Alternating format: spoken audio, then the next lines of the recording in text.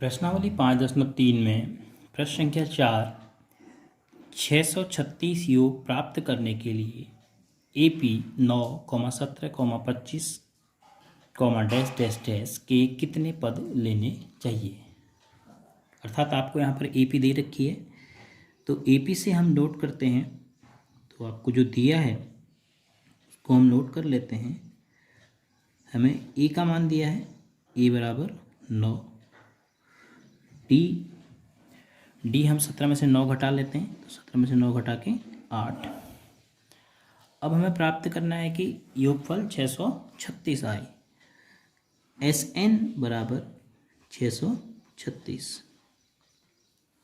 तो SN की जगह SN का formula n/2 2a plus n-1 into D 636। n का मान नहीं दिया है, n/2, क्योंकि कितने पद लेने चाहिए यही सवाल है हमारे पास। 2a 2 गुणा 9 धन n-1 इंटू डी गुणा 8 बराबर 636। अब हम इसको अंदर हमारे पास कैलकुलेशन करने के लिए भी है, तो 2 नम 18 कर देते हैं, और यहाँ 8 गुणा n 8n, और ये धन गुणा ऋण ऋण 8 का 8 बराबर 636। अभी भी ब्रैकेट के अंदर हम 8 और 18 को ऑपरेट कर सकते हैं आपस में। तो n/2 8n धन 10, क्योंकि 18 में से ऋण 8 बराबर 636। अब यहाँ से 2 का पक्षांतर होगा, 2 को हम इसके साथ गुणा में पक्षांतर में भेज देते हैं दाईं तरफ। तो हमारे पास n गुणा 8n धन 10 बराबर 636 दूना 6 दूनी 1236 दूना 72। अब हम इसको गुणा करते हैं, तो 8n² धन 10n ये आता है, और इसको बाईं तरफ लाते हैं तो 1272 बराबर 0। अब यह द्विघात समीकरण है n में, लेकिन इसको और हम सिंपल कर सकते हैं। इसमें 2 का भाग जा रहा है, तो हम 2 का भाग देंगे तो हमारे पास समीकरण क्या आती है उस पर विचार करते हैं। 2 का भाग देंगे तो 4n² धन 5n और ऋण 636 बराबर 0।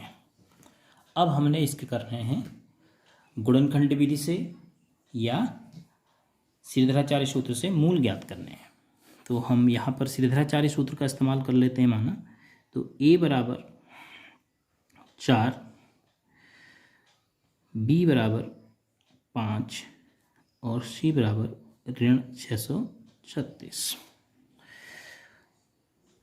कैपिटल D बराबर, चूँकि मैंने a स्मॉल इसलिए लिया क्योंकि यहाँ भी a है तो इसलिए कन्फ्यूजन होगा। श्रीधराचार्य सूत्र के लिए हम ABC कैपिटल ले रहे हैं इस वक्त। D बराबर b² minus 4ac, b² 25 minus 4a 4, c ऋण 636, तो बराबर आता है 25 धन ऋण ऋण धन। अब एक साथ गुणा कैसे करेंगे? 4 चक्को 16, 16 छक 96, 16 3 48 में आपने 9 जोड़ा 57, और 16 छक 96, और 96 में फिर 5 जोड़ा तो 101। तो अब हम इसको जोड़ देते हैं, तो 10,176 है। तो 76 में अगर आप 25 जोड़ेंगे तो कितना हो जाएगा? 10,201। कक्षा 8 में पढ़ा भी है, इस प्रकार के वर्गमूल हम बहुत आसानी से निकाल पाते हैं। 10201 द्विघाती सूत्र से हम द्विघाती सूत्र लगा देते हैं। तो द्विघाती सूत्र यहाँ पर चर के रूप में हमारे पास क्या है? n बराबर -b प्लस माइनस वर्गमूल d बट्टे 2a। तो -b -5 प्लस माइनस वर्गमूल 10201 बट्टे 2a, 2 गुणा 4, 4 दूनी 8 तो यहाँ से आपके पास आसानी से मान आ जाएंगे आप, क्योंकि 10201 इसका अगर आप वर्गमूल निकालोगे तो आपको मिलेगा 101 बट्टे 8। तो 5 में 101 जोड़ोगे ऋण 5 में तो आपको मिलेगा 96, क्योंकि ऋण 5 धन 101 तो आपको मिलेगा 96 बट्टे 8। और जब आप ऋण में जोड़ोगे तो फिर कितना आ जाएगा, ऋण 5 ऋण 101 ऋण 106 बट्टे 8। अब चूंकि ये आपका कैंसिल भी नहीं हो पाएगा, इसके बाद ये 53 बन जाएगा बट्टे ये 4 बन जाएगा। और n का मान क्या होना चाहिए, प्राकृतिक संख्या के रूप में होना चाहिए। तो यहाँ से 8 से हम भाग दे देते हैं तो 12 96, एक तो 12 आ रहा है और एक क्या आ रहा है, ऋण 53 बट्टे 4। तो कौन सा मान आप लेंगे, 12। तो n का मान आपका 12 होगा। क्यों ऋण 53 बट्टे 4 नहीं होगा, क्योंकि n प्राकृतिक संख्या के रूप में होता है। जब भी आप समांतर श्रेणी के सवाल कर रहे हैं n का मान प्राकृतिक संख्या के रूप में ही आप रखेंगे, और भिन्नात्मक रूप में या दशमलव में अगर n का मान आता है तो हम उसको स्वीकार नहीं करेंगे। तो अब प्रश्न संख्या 5 की बात करते हैं। प्रश्न संख्या 5 है, किसी एपी का प्रथम पद 5, अंतिम पद 45 और योग 400 है। पदों की संख्या और सार्वंतर ज्ञात कीजिए। यह एक या दो बार बोर्ड परीक्षा में भी हाल के वर्षों में पूछा गया है, तो इसलिए महत्वपूर्ण सवाल भी है। तो प्रथम पद आपको क्या दिया है वो आप नोट कर लीजिए। प्रथम पद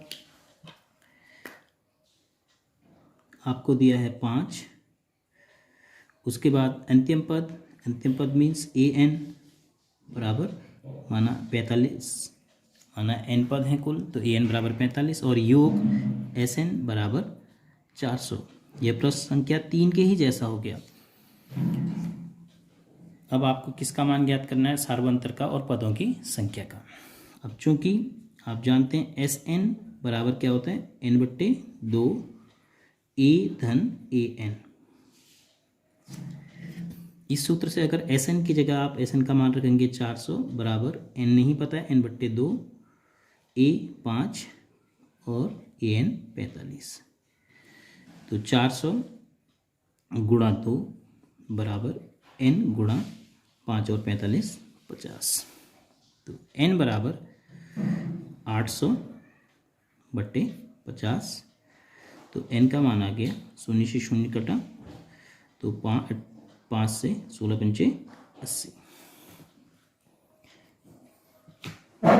पदों की संख्या आ गई 16। अब उसके बाद पूछा है कि सार्वंतर बताओ।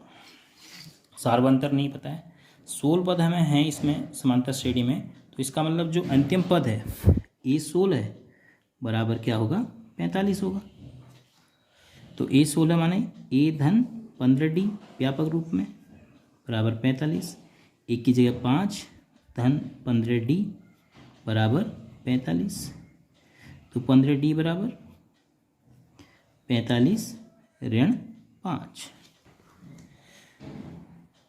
15d बराबर आपका बन गया यहाँ से 40। तो d का मान आ गया 40 बट्टे 15। 5 से काटिए 8 बट्टे 3। चैनल को सब्सक्राइब कर बेल आइकन का बटन प्रेस करें। तो इस प्रकार से हम पांचवें प्रश्न का हल कर पाएंगे। अब अगले प्रश्न की बात करते हैं। प्रश्न संख्या 6, किसी एपी के प्रथम और अंतिम पद क्रमशः 17 और 350 हैं। यदि सार्वअंतर 9 है तो इसमें कितने पद हैं। तो फिर से इसको जो भी हमें दिया है उसको हम सांकेतिक रूप में लिखते हैं। प्रथम और अंतिम पद क्रमशः, इस शब्द का बहुत महत्व होता है। क्रमशः का मतलब क्रम से, प्रथम पहले बोला है और अंतिम बाद में बोला है। तो यहाँ प्रथम 17 है और अंतिम 350 है। तो अर्थात आपको a बराबर 17 बोला गया है और n माना n कुल पद हैं हम मान लेते हैं। तो an बराबर आपको 350 और d का भी मान दिया है, d बराबर 9। तो पहले पूछा गया कि कितने पद हैं। ए एन बराबर, यहाँ से हमें पदों की संख्या एन बराबर निकल जाएगा। ए एन बराबर 350, ए धन एन ऋण 1D बराबर 350, ए का मान 17 धन एन ऋण 1 गुणा 9 बराबर 350। तो एन ऋण 1 गुणा 9 बराबर 350 में से 17 घटा देंगे। तो एन ऋण 1 बराबर, जब आप 350 में से 17 घटाएंगे तो आपके पास बचेगा कितना, 333/9। तो एन बराबर, पहले 9 का भाग दे दीजिए, 9 तिया 27, 9 सत्ते 63 धन 1। तो एन का मान कितना आ गया, ये ऋण 1 का धन 1, 37 के 38। अब इसके बाद हमें पूछा है कि इसका क्या बताइए, योग बताइए इन सभी पदों का। तब योग के लिए आप S38 का मान आप ज्ञात करेंगे, क्योंकि कुल पद 38 हैं। तो S38 बराबर 38/2 ए धन A38। अब यानी अंतिम पद 38वां है जो आपको 350 दिया है। तो 38 में 2 का भाग दिया 19, तो 17 धन 350। तो इधर से हो गया आपका 19 गुणा 17 में 350 जोड़ेंगे तो 367। तो 19 का अगर आपको पहाड़े याद हैं उसका फ़ायदा है, देखो 19 सत्ते 133 हासिल 13 हो गया, 19 शत 114 है और 114 और 13 127 हासिल 12 है। तो 19 तिया 57, 57 में 12 जोड़ना है तो 67, 67 और 2 69। तो उन सभी पदों का योग कितना है, 6973 और कुल उसमें 38 पद हैं। तो इस प्रकार से आप इन प्रश्नों का हल कर पाएंगे।